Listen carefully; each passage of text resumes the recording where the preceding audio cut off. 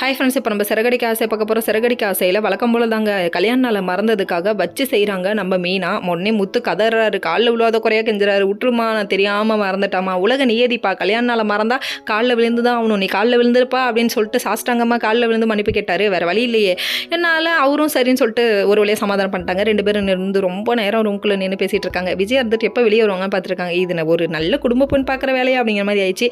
அதுக்கப்புறம் வந்துட்டு நம்ம மீனாவோட அம்மா வராங்க. எதுக்காக? கல்யாண நாளுக்கு அழைப்புதல் வைக்கிறதுக்காக வராங்க. அவங்க வந்துட்டு ஏதோ அவங்களால முடிஞ்சதை தட்டு தாம்பலம் பூ ட்ரெஸ்ஸுன்னு வாங்கிட்டு வராங்க. பெரிய இந்த சீர் எடுத்துகிட்டு வந்திருக்க போறியா அப்படி இப்படின்னு பேசுகிறாங்க நம்ம விஜயா.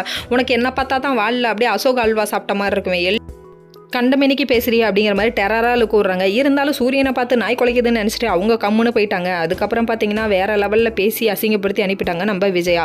அதுக்கப்புறம் முத்து என்ட்ரி ஆகுறாரு. அத்தை, நான் உங்களை போய் என் அம்மாவாக பார்க்குறேன், நீங்கள் ஏன் இந்த ஃபார்மாலிட்டிஸ்லாம் செய்கிறீங்க? அவங்க சொல்ல, இல்லைப்பா நானும் உன்னை என் பையனாக தான்ப்பா பார்க்குறேன்னு சொல்லிட்டாங்க. வேறு லெவல்ப்பா அப்படிங்கிற மாதிரி ஆயிடுச்சு. இந்த சீன்லாம் பார்க்க சென்டிமெண்ட்டாக நல்லா இருந்தது. அதுக்கப்புறம் சரின்னு சொல்லிட்டு அவங்க அழைப்புதல் வச்சதுக்காக மறுநாள் விடியுதுங்க. விடிஞ்ச உடனே சாமிக்கிட்ட வேண்டிக்கிட்டு குளிச்சுட்டு அவங்க கிளம்பலான்னு பார்க்குறாங்க. அந்த டைம் பார்த்து பார்ட்டி என்ட்ரி. வேறு லெவல்ப்பா அப்படிங்கிற மாதிரி ஆயிடுச்சு. முத்து தூக்கி சுற்றுறாரு. தூக்கி சுற்றுறதுக்காகவே உங்க கூட வரக்கூடாதுடா போடா அப்படின்னு சொல்லி திட்டாங்க. அதுக்கப்புறம் பார்த்தா உங்கள் கல்யாண நாளுக்குப்பா, அதுக்கு தான்ப்பா நான் வந்திருக்கேன் அப்படின்றாங்க. பாட்டி ஒரு வாரம் இருந்தால் வச்சு செய்யலாம் நம்ம விஜயாவை. பாட்டியை கொண்டு வாங்க, அப்போ தான் என்டர்டைன்மெண்ட் சீன்லாம் நிறையா இருக்கும். ஏன்னா விஜயாவை வச்சு வேலை வாங்குறது தான் வேறு லெவல் என்டர்டைன்மெண்ட்டாக இருக்குது. இது புரியல நம்ம சீரியல்காரங்களுக்கு.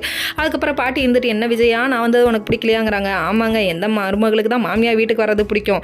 தனி கூடத்தில் இருந்தால் அவங்க ஹாப்பியாக இருக்கணும் தாங்க அவங்க நினைப்பாங்க. ஓகே ஃப்ரெண்ட்ஸ், நெக்ஸ்ட் வீடியோவில் பார்ப்போம். பாய்.